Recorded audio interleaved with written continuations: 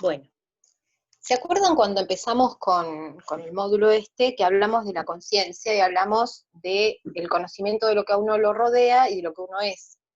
Y que la conciencia, cuando la evaluamos desde enfermería, la evaluamos desde dos lugares.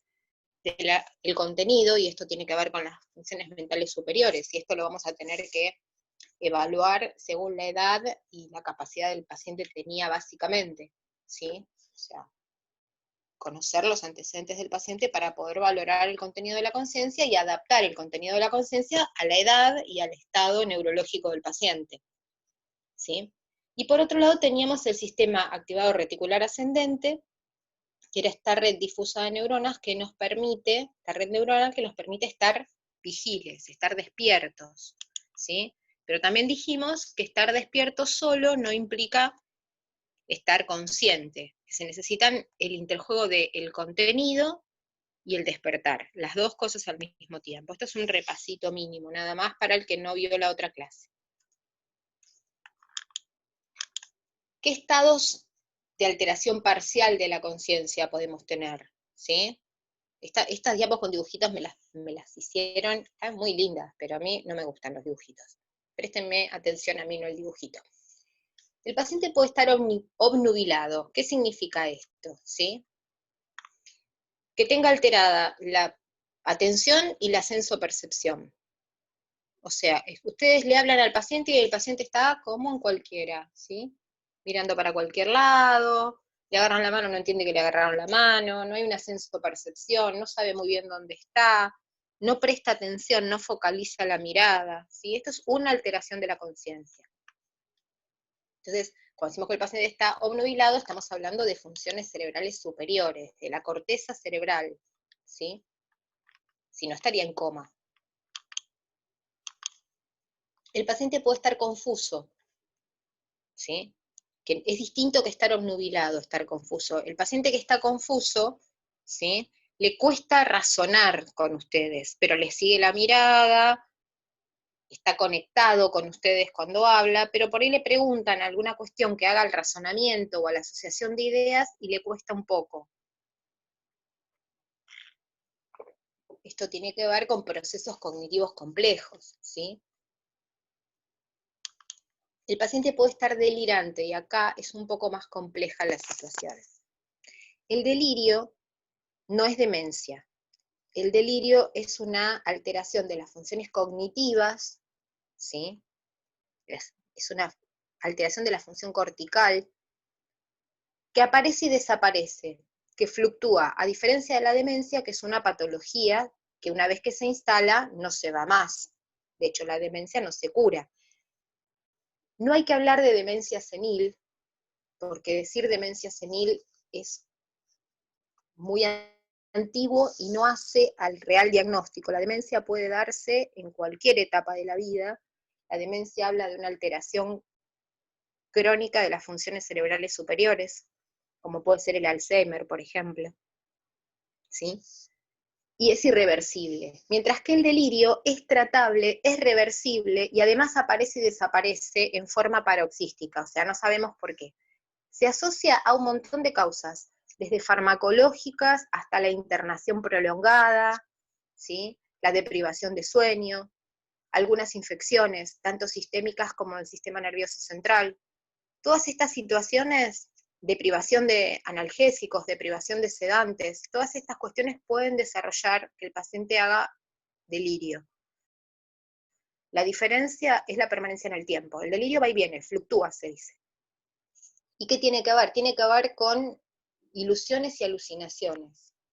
Que el paciente crea que está en otro lado, que el paciente crea que lo están persiguiendo, que el paciente vea monstruos, cucarachas, tenga sensaciones o percepciones que hagan que piense que le cortaron una pierna, por ejemplo, o que le creció otra pierna extra. O sea, le pueden pasar un montón de cosas al paciente en relación con la sensopercepción, en relación con lo global y lo propio, en relación con el ambiente, con ideaciones, con alucinaciones, ¿sí? El delirio en el paciente que está hospitalizado tiene tratamiento, se trata con benzodiazepinas y con antipsicóticos, no es que no tiene tratamiento, mientras que la demencia, una vez que se instala, solo se puede tratar para acallar el síntoma, mientras que el delirio desaparece con estas drogas.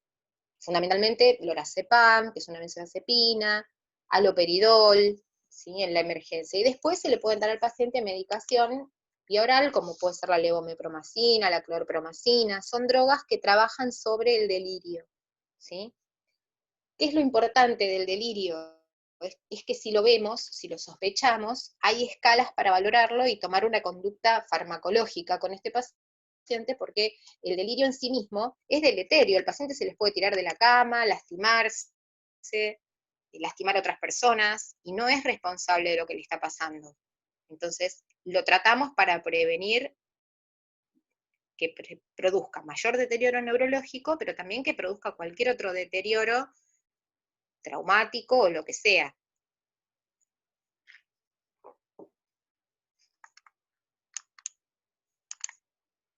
Otras alteraciones pueden ser el estupor, ¿sí? En el paciente que está estuporoso, que es típico del paciente que sale de una anestesia, por ejemplo, está recontra dormido, está así como perdido, hay una alteración global del contenido de la conciencia, pero si yo lo estimulo, el paciente responde. Abre los ojos. Le digo, fulano, abre los ojos. Lo toco, abre los ojos. ¿Sí? Está estuporoso, no está en coma. ¿Qué es el coma? Es el verdadero estado de inconsciencia. Acá hay una alteración del contenido y de la reactividad. El SARA no funciona, el paciente no está atento a lo que está pasando, cierra los ojos, está dormido, ¿sí? La realidad es que es como si estuviera dormido, no sabemos qué está pasando por su cabeza porque no nos va a decir nada, no nos va a hablar. Puede que respire por su cuenta o no, pero no se va a poder comunicar con el exterior. Esto es como en las películas cuando lo veían al tipo tirado en la cama con la mascarita de oxígeno que se quedó así 20 años y después un día se despertó. Bueno, del coma se puede despertar. De la muerte encefálica dijimos claramente que no. La diferencia acá es que acá lo que no está funcionando es el SARA. El paciente no se puede despertar, no puede estar vigil. Puede tener los ojos abiertos o cerrados, a veces hay comas con ojos abiertos, no es lo más frecuente, pero eso no quiere decir que esté despierto. Eso quiere decir solamente que mecánicamente tiene los ojos abiertos el paciente, pero eso no es estar despierto. Estar despierto es activar contenido de la conciencia y despertar, las dos cosas. Que me funcione el SARA, pero que también puedo decir, hola, ¿qué tal? Soy yo, aunque sea. ¿Qué vamos a evaluar en un paciente que esté comatoso? El tipo de respiración. Puede tener una respiración normal, y eso se llama eupneica, porque eu es el prefijo que quiere decir normal, ¿sí? Puede tener respiración de Jane-Stokes, ahora vamos a ver algunas de esas cosas. Puede estar hiperventilando con una taquipnea, este paciente, que ustedes no entiendan por qué tiene una taquipnea si no tiene nada a nivel físico, es porque su drive respiratorio está hiperexcitado y respira, dispara. Eso se llama hiperventilación neurógena central. Puede tener que ver con una lesión metabólica o estructural. O puede tener estas respiraciones apnéuticas,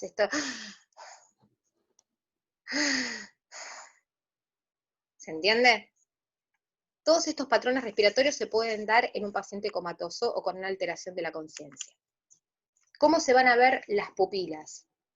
Las pupilas las pueden encontrar de la misma manera que pueden encontrar las pupilas de un paciente con un deterioro neurológico severo de cualquier índole. Pueden estar isocóricas reactivas, ya las vimos, por eso solo las estoy repasando. Pueden estar intermedias o hiporreactivas, ¿sí? También, que uno las vea que responden a la luz, pero más lentamente, ¿sí? Pueden estar mióticas, chiquititas, ¿se acuerdan? Cabeza de alfiler, sobre todo si hay un daño estructural cerebral o hay consumo de algún tipo de sustancia que achique la pupila, opioides fundamentalmente. Puede tener pupilas midriáticas, reactivas o reactivas. Si están reactivas, ya sabemos que el paciente tiene amplias posibilidades de estar haciendo muerte encefálica, midriática, y que no responde a la luz, es una pupila que se la considera de muerte encefálica. Después habrá que ir a buscar otras formas de certificar esto. pero es alta sospecha, ¿sí? Acá la lesión cerebral es muy importante, y puede ser que haya anisocoria, ¿sí? Que una pupila sea más grande que la otra, siempre y cuando el paciente siempre haya tenido las pupilas iguales. Entonces hay que preguntar, porque a lo mejor tiene una anisocoria de toda la vida, ¿sí? Y ahí lo que estamos evaluando es el tercer par, que es el que contrae la pupila. Las pupilas se tienen que contraer o agrandar las dos al mismo tiempo. Eso se llama reflejo consensuado, ¿sí? Tienen que ser reactivas a la luz y simétricas. Tienen que agrandarse o achicarse al mismo tiempo. Si esto no pasa, si hay una más grande que la otra, hay una lesión del tercer par y puede haber una herniación lateral del cerebro. Es una emergencia la anisocoria, ¿sí? Así como las pupilas midriáticas reactivas son algo muy grave, la anisocoria, que se instala en agudo, es una emergencia. Hay que dar cuenta rápido de esto, porque se puede estar herniando el cerebro. Y avanzar hacia esto rápidamente. Una vez que avanzamos hacia esto, no hay más nada que hacer. Entonces, fíjense, aquí tenemos, no se ven bien, pero estas son chiquititas, estas son normales y estas son grandes, ¿sí? Y todas estas cuestiones, ¿de dónde dependen? Dependen del bulbo, ¿sí? Acá tenemos el tronco del cerebro, acá ya tenemos la médula. Entonces, fíjense que puede haber diferentes patrones respiratorios relacionados con diferentes cuestiones, pero los más graves son los patrones respiratorios apnéuticos, o sea, esta respiración en gasping, esta respiración asincrónica, esto que parece como un pescado fuera del agua, ¿sí? Que está boqueando el paciente, eso es la respiración apnéutica. No sé cómo explicárselos para que lo visualicen, pero me parece que si uno piensa en un pescado boqueando fuera del agua, se lo imagina, ¿sí? El paciente está gaspeando, está haciendo gasping, eso no es una respiración real. Esa es mi gata, que va a vomitar. Si esto se asocia, sí, ya la conozco, si esto se asocia con pupilas anisocóricas o pupilas midriáticas, estamos hablando de una lesión del tronco encefálico, la estructura más importante, o sea que este paciente está muchísimo más grave y está en riesgo de hacer una apnea y hacer un paro. Eso es lo que nos importa fundamentalmente del patrón respiratorio. Pero esto anda cuando quieres, ¿no? Bueno, ¿qué vamos a manejar en una emergencia frente a un paciente en coma? ¿Qué le van a pedir a un paciente en coma? Lo primero que van a hacer es decidir si el paciente se despierta o no se despierta, ¿sí? Si se despierta, va a una sala general o intermedia, no pasa nada. Si no se despierta, tiene que ir a terapia, ¿sí? Le vamos a pedir un laboratorio habitual. Fíjense que acá no hay nada nuevo bajo el sol para ustedes: ionograma, urea, glucemia, estado ácido base, calcio, magnesio, electrolitos, pH, PO2, PCO2, glucemia, para saber, ya sabemos todos que frente a cualquier alteración neurológica, lo primero que hay que hacer es pincharle el dedo, ponerle oxígeno y pincharle el dedo. Ponle oxígeno a ver si está hipoglucémico, porque puede estar en coma por hipoglucemia, o por hiperglucemia. Sí. Ah, no, pensé que tenía una pregunta. Lo segundo que se le va a pedir son vitaminas, se le van a pedir y dar vitaminas, ¿sí? La tiamina, que es la vitamina B1, se demostró científicamente que protege a las neuronas. Entonces se le gotea tiamina a los pacientes que están en coma o que están en un síndrome convulsivo, ¿sí? Se le hace un examen neurológico focal, nada más, rápido, por eso es mini examen neurológico. Si el paciente está hipoglucémico, se le dará glucosa, obviamente, esto ni falta que se los diga ya a esta altura del partido.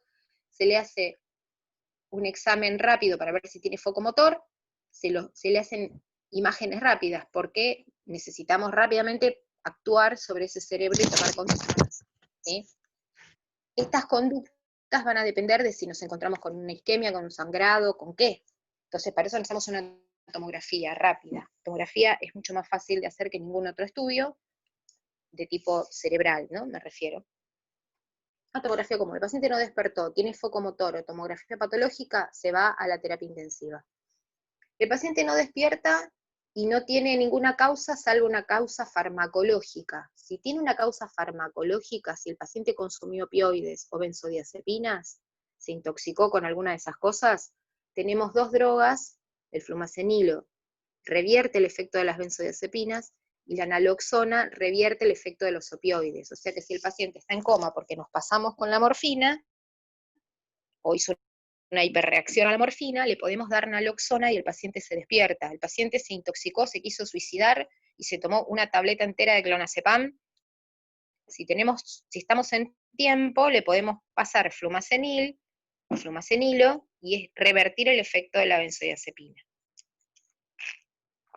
Y eso en el caso de que lo tengamos al paciente, ahí en la media hora previa se haya tomado ese tipo de medicaciones. Pero también puede ser que necesitemos pasarle estas drogas porque nosotros le dimos medicación y el paciente hizo una respuesta exacerbada a cualquiera de las dos cosas, a una benzodiazepina o a un opioide.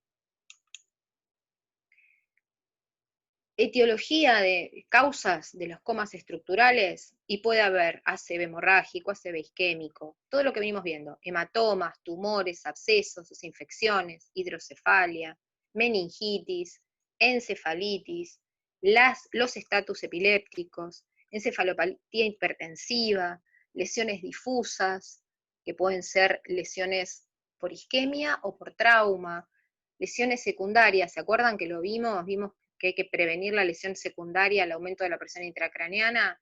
Bueno, todas las lesiones secundarias, sean de tipo metabólico, electrolítico, hipoperfusión, hipoxia, hipertensión, todas las cosas que puedan agravar el caso. Encefalopatías metabólicas, y acá es súper importante lo que yo les decía, le pinchamos el dedo y vemos si el paciente tiene hipoglucemia, si el paciente está hiperglucémico, si tiene cetoacidosis o tiene un coma hiperosmolar, la función renal, las situaciones en las cuales podemos sospechar una encefalopatía hepática, ¿sí? Las alteraciones hidroelectrolíticas. Vieron que al principio se le pedían urea, creatinina, ionograma. Bueno, hay encefalopatías específicas, ¿sí? Encefalopatías hipóxicas, postparo cardiorrespiratorio, la insuficiencia cardíaca congestiva con el edema de pulmón que ya lo conocen, insuficiencias respiratorias crónicas agravadas, anemias severas por hipovolemia, que el paciente haya sangrado, y después todo lo que tiene que ver con los tóxicos, que como yo les digo, siempre hay que correrse del lugar de pensar que el paciente se droga con todo lo que encuentra, y pensar que el paciente pudo haber estado expuesto a cualquier tipo de tóxico ambiental y no saberlo. Entonces es importante también eso. Ni hablar ahora que va a empezar el frío, el monóxido de carbono. El paciente puede llegar en coma, en paro respiratorio por intoxicación con monóxido de carbono. Ahora vamos a hablar de convulsiones. Y la convulsión es al cerebro, yo siempre digo lo mismo, lo que la arritmia es al corazón. Es una alteración súbita en la actividad eléctrica. Y en el cerebro, la actividad eléctrica implica la comunicación entre neuronas. Esta actividad eléctrica, mediada por electrolitos, justamente, tiene que ver, y por neurotransmisores, tiene que ver con la comunicación entre las neuronas. Entonces, si hay una descarga anormal en algún lado y una arritmia de esa comunicación, se va a producir una convulsión, ¿sí?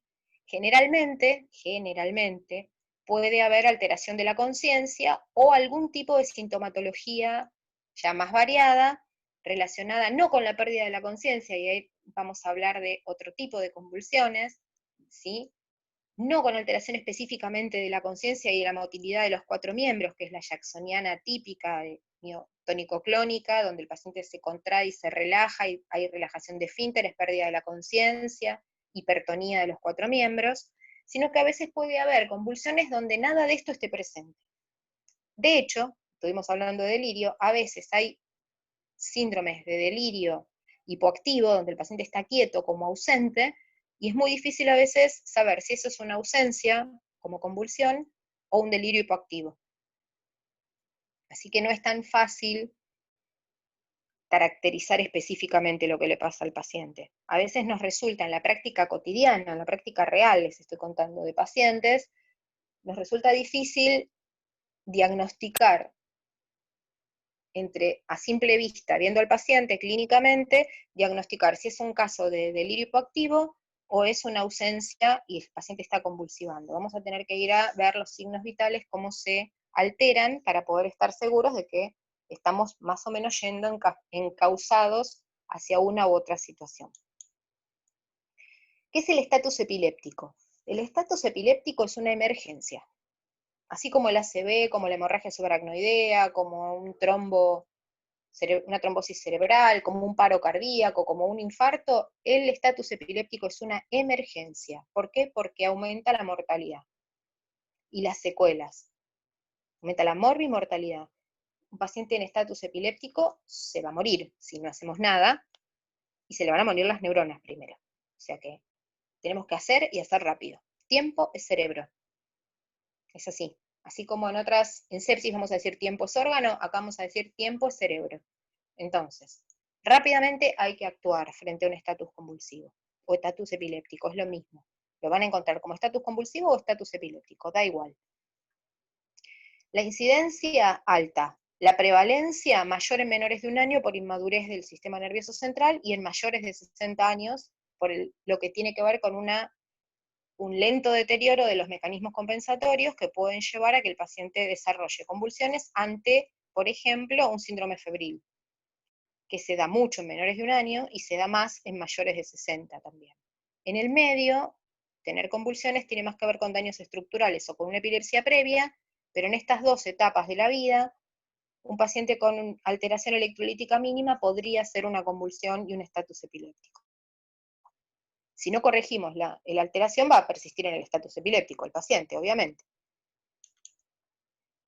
Entonces, ¿a qué llamamos estatus epiléptico? Tiene varias formas de ser diagnosticado o ser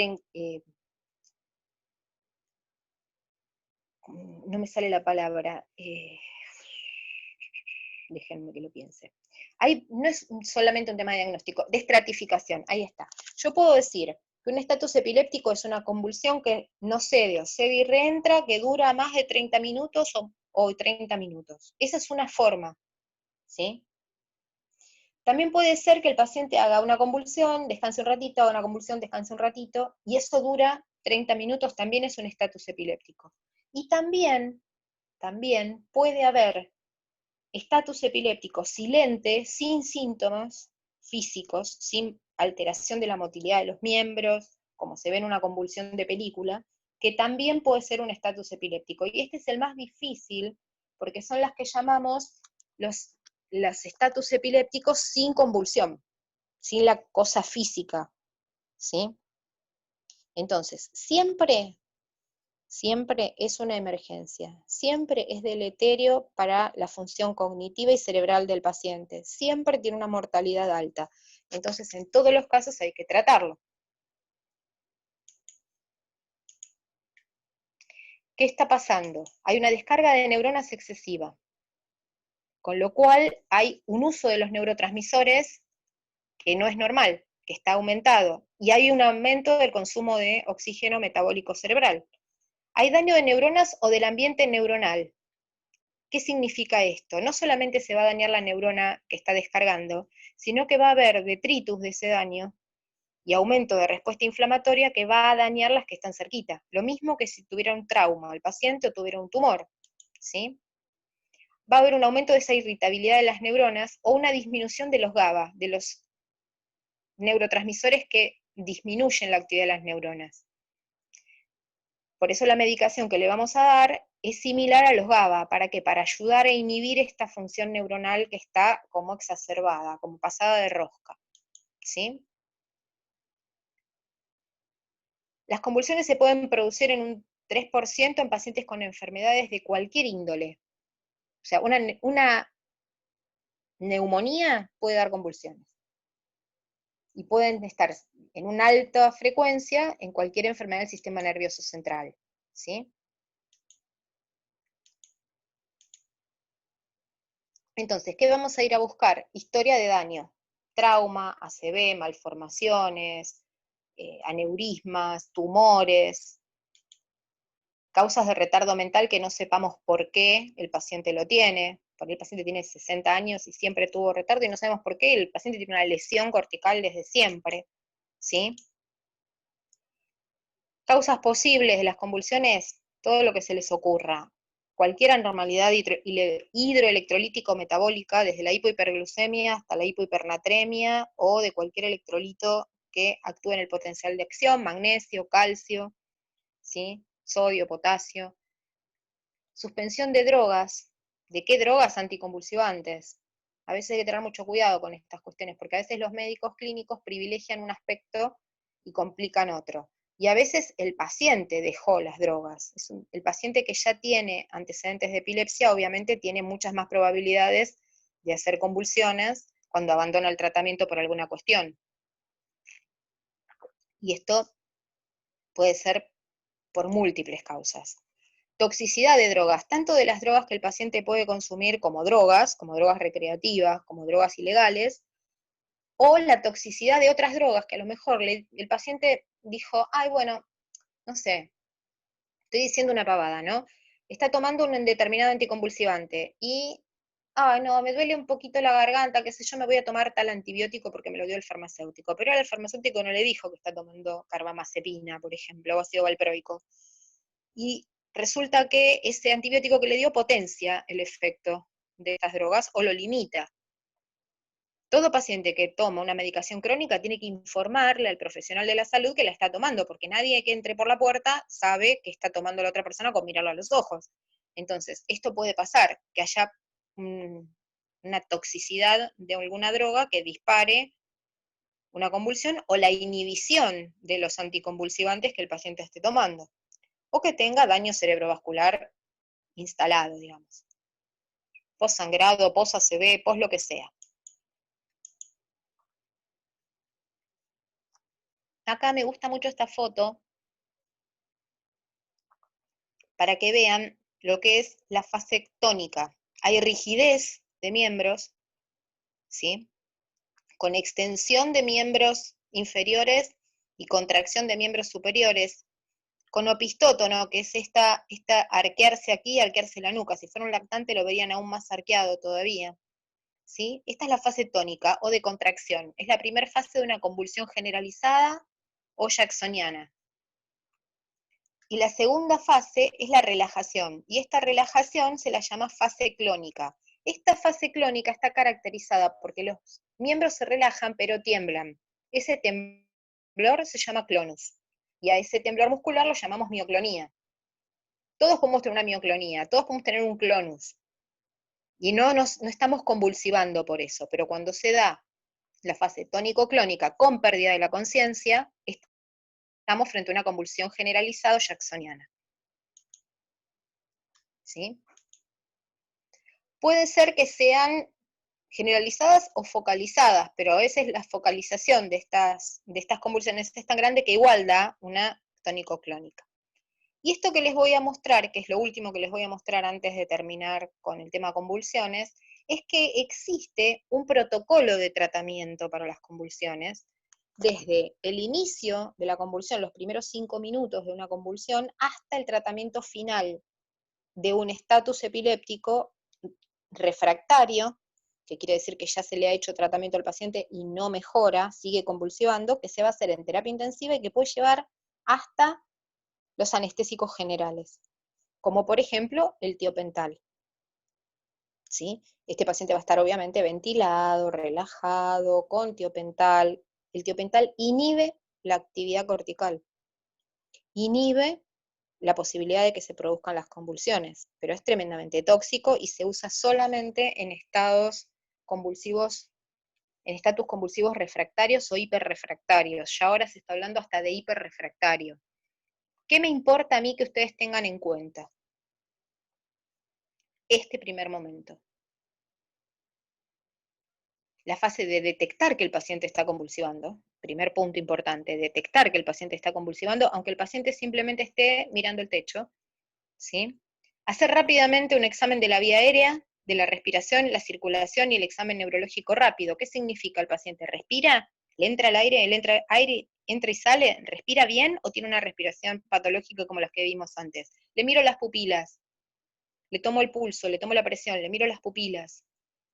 ¿Cómo está este paciente? ¿Tiene foco motor? ¿Tiene una hemiparesia o tiene contracción de un miembro, de los 4? ¿De ninguno? ¿Hubo relajación de esfínteres? ¿No hubo relajación de esfínteres? Todo esto tiene que ver con el examen neurológico rápido, ¿sí? No van a poder charlar con el paciente, así que es un examen físico. Control de signos vitales, necesito saber si el paciente está hipo o hipertenso, ¿sí? Colocarle oxígeno, lo que tenga, y si es necesario y el paciente no puede respirar por su cuenta, llamar para que lo intuben. Ponerle un monitor cardíaco, aunque sea uno de esos que están en la guardia, ¿sí? Si el paciente no tiene un acceso venoso, hay que tratar de colocarle un acceso venoso mientras no esté en rigidez, porque en rigidez va a ser muy difícil colocar un acceso venoso a un paciente que está convulsivando, ¿sí? Y controlar la glucemia. Fíjense, si la glucemia está por debajo de 60, darle vitamina B1, tiamina, lo que estábamos diciendo antes, y dextrosa, que va a depender de la vía que tenga. Si tengo una vía periférica, dextrosa al 10%, si tengo una vía central, dextrosa al 50 o al 25%. Pero esas al 25 o al 50 solo las puedo pasar por una vía central por la osmolaridad que tiene. Si lo pongo por una vía periférica, lo voy a lastimar al paciente. Profe, Y a la vez que le pongo la vía, le saco sangre. Sí, le hago una consulta. Y en el caso de que esto pase en la calle, o sea, voy a poder solamente hacer los 2 primeros puntos. tal cual. Asegurarte la vía aérea, lo vas a colocar de costado al paciente para que si vomita no se broncoaspire, y te vas a asegurar de ponerle algo en la boca de manera tal que no se muerda. Si podés. Si el paciente está haciendo contracción de la mandíbula, no pongas tus dedos, porque te vas a quedar sin dedos, literalmente. Te va a morder y te va a cortar los dedos. Profe, yo Porque la cuando fuerza hice de... el curso de RCP me dijeron que no hay que ponerle nada en la boca. Si vos tenés algo chiquitito que pueda evitar que cierre la boca por completo, suponete, no sé, algo que sea lo suficientemente rígido como para que no lo... Un marcador, un fibrón, por ejemplo, funciona. ¿Sí? Le sacamos la tapa, obviamente. Un fibrón funciona, mantiene, colocado de costado, mantiene que no se muerda la lengua, pero no lo va a poder romper con la mordida. Lo que le recomiendan a los legos, al público en general, es que no meta nada, porque se lo puede tragar el paciente, ¿sí? Para nosotros podemos valorar la posibilidad de hacer un poquito más que eso. ¿Se entiende? Por supuesto, si vos estás en la vía pública, lo único que vas a poder hacer es dar rápidamente cuenta al sistema de emergencia, colocar al paciente de manera tal que no se broncoaspire, y nada más. Por supuesto, el paciente, frente a cualquier convulsión, sea hipertónica o hipotónica, el paciente va a perder la conciencia y va a caer en el suelo. O sea que también, si lo vemos al paciente, tenemos que valorar que se cayó desde su propia altura y esto puede darle un trauma de cráneo también. El paciente se va a desplomar. Así las convulsiones sean hipertónicas o sean atónicas. En cualquier caso, el paciente rápidamente va a perder el equilibrio y se va a caer. Lo del curso de RCP, sí, es verdad. En RCP te dicen no meta la mano en la boca, no le saque nada de lo que el paciente tenga obstruyéndolo tampoco, porque puede meterlo más adentro. Esto yo se los digo con los recaudos de ser personal de salud o futuro personal de salud. No le pongan una viromevic en la boca, porque la va a morder, la va a romper y se la va a tragar. Esto lo tienen que poder evaluar ustedes. ¿Sí? Es lo que tienen a mano. Y si no tienen nada, nada. Y bueno, si se lastima la lengua, se lastimará la lengua, digamos. Profe, otra consulta. ¿Cuáles se podían ser las convulsiones? Las convulsiones pueden ser parciales o totales. Esto puede implicar que lo que ustedes vean clínicamente estén afectados los 4 miembros, parte de los miembros o ninguno. Las convulsiones pueden darse con movimientos o sin movimientos.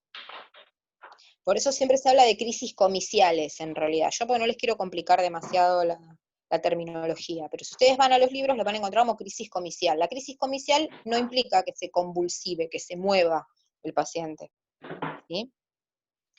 Las convulsiones pueden darse con un paciente que parece que está bien, pero está ausente. Son las convulsiones con ausencia. Generalmente el paciente recupera la conciencia rápido y no sabe qué le pasó, ¿sí? Estuvo ausente unos segundos y no sabe qué le pasó. A ver, ¿cómo les puedo explicar? La ausencia es a la convulsión que ustedes conocen de película, lo que un accidente isquémico transitorio sería a un ACV o un infarto. Es más breve en el tiempo, y el paciente es como que se recupera y acá no pasó nada. O puede quedar y entrar en estatus refractario solo con ausencia. Y ustedes no tienen ningún signo desde afuera más que ese, que el paciente está, pero su cerebro está convulsivando, está descargando, está en pleno estatus epiléptico. Ni hablar si el paciente por alguna cuestión está comatoso, puede estar en coma y convulsivando permanentemente 24 horas al día, y ustedes de afuera no se van a enterar. Hay que hacerle una electroencefalografía de 24 horas para ver si el paciente descarga sus neuronas o no. No es tan fácil. Por eso uno generalmente cuando habla de la convulsión en la sala de internación generalizada, en la sala de internación clínica, perdón, habla de generalizadas o de ausencias. Pero un paciente en terapia intensiva en ventilación mecánica puede estar convulsivando y nadie se entera, salvo por los signos vitales alterados. ¿Se entiende? Hay que irla a buscar la convulsión a veces para poder encontrarla, cuando no se explican otras causas. Pero no es lo más frecuente que ustedes se van a encontrar es con convulsiones que tienen sintomatología física, sea ausencias, sean parciales o sean focales. ¿Sí? O convulsiones generalizadas, la típica, la tónico-clónica de siempre, que esa es la más fácil de ver, porque esa es como dramática. ¿Sí? El paciente se cae al piso y empieza a parecer poseído por los demonios, y lo que está haciendo está convulsivando. Ahora, también puede tener solamente movimiento de los ojos, que se llama nistagmo, que se mueven como cuando uno está soñando, como cuando uno está en fase REM, o puede tener masticado, ¿sí? O tocarse la ropa, o frotarse mucho las manos, y todas esas son convulsiones, si no tienen otra causa, ¿no? Obviamente, estamos hablando de que el paciente no tiene un deterioro de demencia y lo hace todo el día. Pueden ser signos de que el paciente está convulsivando. ¿Qué es lo importante? Es detectar el episodio. ¿Para qué? Para implementar estas primeras medidas. Porque con estas primeras medidas no solamente vamos a proteger el cerebro poniéndole oxígeno y dándole glucosa y tiamina, ¿sí? Sino que además le vamos a sacar un laboratorio donde vamos a poder saber cuál es la causa de la convulsión, si se puede modificar, porque si el paciente tiene una convulsión por hiponatremia, voy a tener que corregir el sodio. Si el paciente tiene una convulsión porque tiene un pH de 6,80, voy a tener que corregirle el pH.